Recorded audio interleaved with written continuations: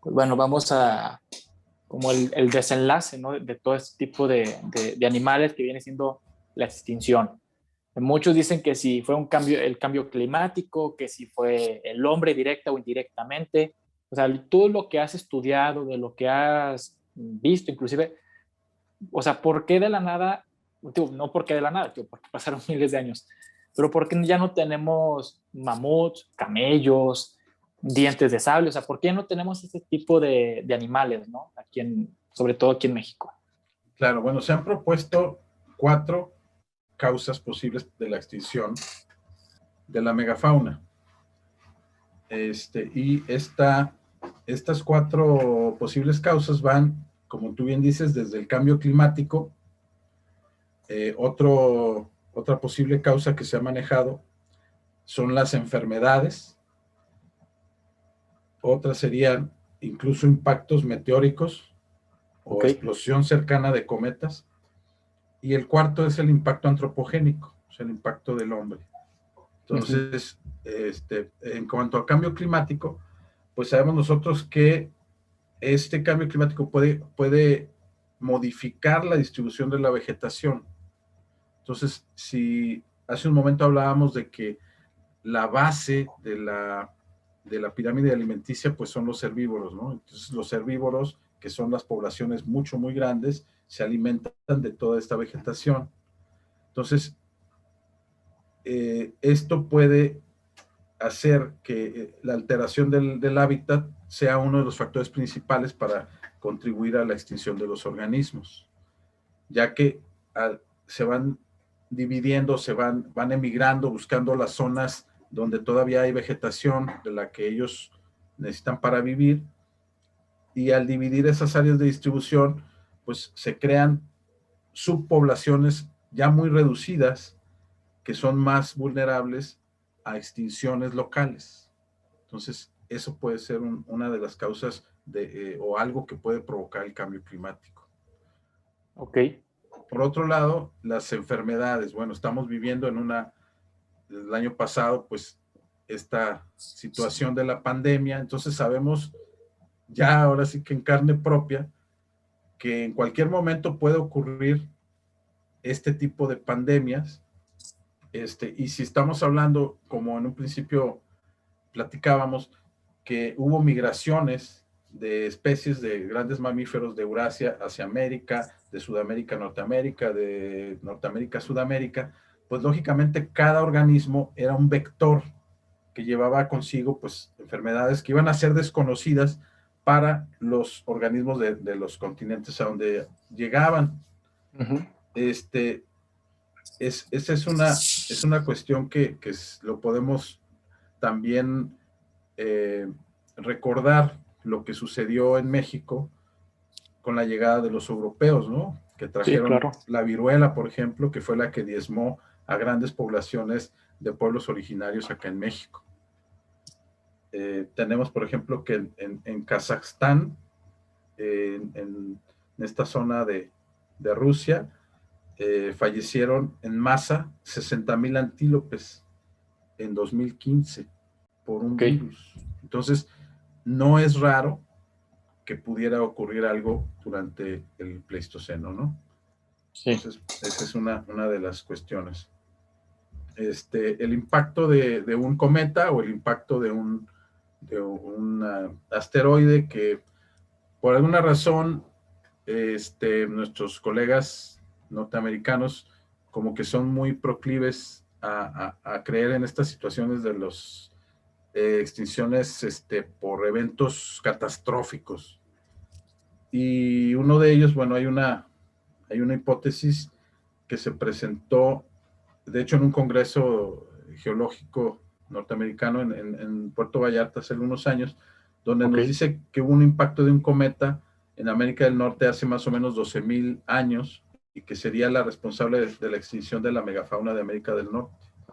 Entonces, pues ellos lo que decían, y hay artículos sobre esto, pues se han encontrado material eh, que confirma este impacto, como por ejemplo microdiamantes, iridio, que sabemos que el iridio pues es este mineral que es muy raro en la Tierra, pero que en los asteroides es más o menos común. Se han encontrado tectitas y bueno, esa es una de las teorías. Y por último, el impacto antropogénico, que a lo mejor yo creo que es la teoría más conocida, de la que hemos escuchado hablar más, que nos dice sobre todo una hipótesis que se conoce como overkill o sobrematanza, o matanza excesiva, que nos dice que los seres humanos fueron los responsables de la extinción de la megafauna. Según esta teoría, pues al llegar los seres humanos al fin del Pleistoceno, se encontraron con un gran número de especies de megafauna, pero esas especies, como nunca habían estado en contacto con el ser humano, no lo reconocieron como una amenaza. Ok. Entonces, le sería más sencillo al hombre el poderlos cazar, porque pues simplemente veían a los bichitos ahí, ¿verdad? Dicen, no, pues estos cuates que... Pero pues no sabían que ya tenían una tecnología para poder cazar a estos organismos, ¿no? Podían tomar ventaja de esta aparente, pues, este hecho, y podían cazar a los grandes mamíferos, convirtiéndose, según esta teoría, en cazadores especializados en caza mayor, como mamut, bisontes, perezosos y otras especies, ¿no? Según esta teoría, nos dice que cazaban especies que ya estaban al borde de la extinción, a lo mejor por otras causas, ¿no? Puede ser por el cambio climático, y causaron la extinción de una gran cantidad de especies. Están hablando de más o menos en el lapso, según este señor Martin, que es el que ha manejado esta teoría, él dice que esto fue como una guerra relámpago, le llama.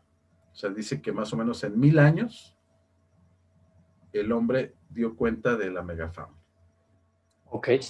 Y bueno, ya por último comentarles que hay otra hipótesis que también tiene que ver con el hombre, que es la extinción de segundo orden, que dice que no es que el ser humano se haya puesto a tú por tú con el mamut, con el perezoso gigante, con el mastodonte para matarlos, sino que más bien el hombre al llegar a América identificó cuáles serían sus posibles competidores, y esos competidores pues eran los animales depredadores, los carnívoros.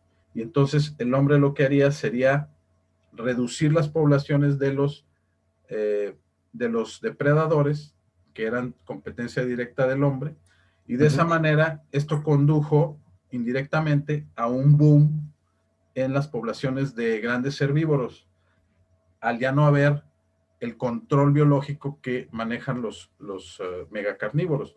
Y entonces esto traería un consumo excesivo de la vegetación por parte de estas poblaciones cada vez mayores de herbívoros, lo que traería un agotamiento ambiental y por último las extinciones.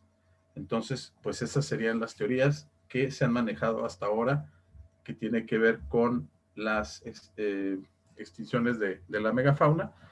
Yo creo que no hay solamente una de ellas como responsable de las extinciones, sino que más bien fueron un conjunto de varios factores el que trajo pues el fin de estos grandes animales, que no fue al mismo tiempo en Norteamérica que en Sudamérica, y que tampoco fue al mismo tiempo o el mismo número de animales los que desaparecieron en Europa, que en África, que en Oceanía, ¿no? O sea, de hecho, las primeras extinciones de megafauna se dieron en Australia, y luego después tenemos las de Europa, tenemos que en África pues fue muy poco lo que se extinguió de megafauna, que esto tiene un poquito que ver o podemos validar un poco ese conocimiento de los mismos animales, de la manera en la que se comporta el ser humano, ¿no? Porque pues recordemos que la evolución del hombre se dio en África, entonces sí. la megafauna africana ya sabía lo que se atenía con los Ok, seres sí, humanos, sí. ¿no? Y de alguna forma no fue, el impacto no fue tan grande como en otros continentes donde fueron recién llegados los seres humanos. Ok.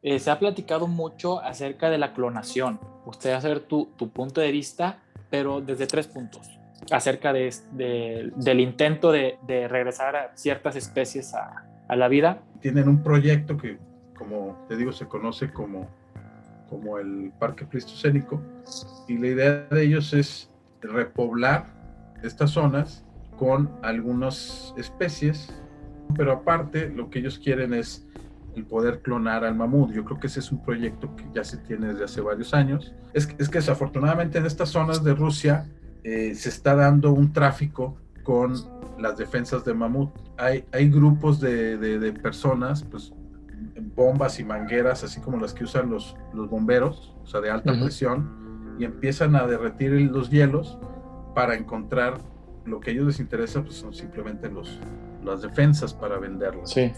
Hasta el momento no ha sido posible. Sí se han dado pasos muy importantes, pero la situación aquí es que estos mamuts congelados no han permanecido congelados desde hace 10,000 años. Pero luego después te pones a pensar, bueno, ¿para qué? Si la limitante no es tecnológica, pues ya viene la cuestión ética, ¿no? O sea, Sí. ¿para qué quieres hacer eso? ¿O qué beneficio tendría la población humana de esto? Pues no le veo yo mucho beneficio.